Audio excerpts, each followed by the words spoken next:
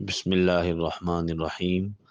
اللہم صلی علی سیدنا و مولانا محمد النبی الامی وعلی آلہ وصحبہ وبارک وسلم۔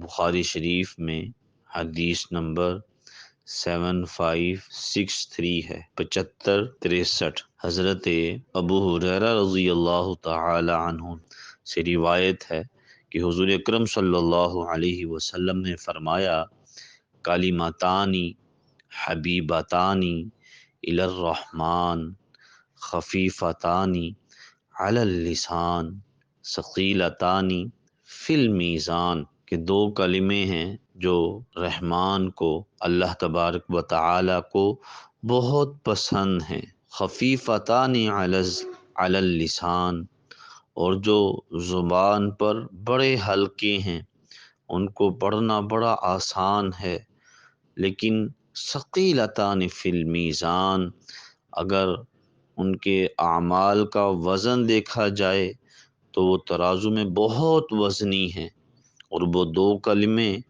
سبحان اللہ و بحمدہ سبحان اللہ العظیم، یہ دو کلمے ہیں۔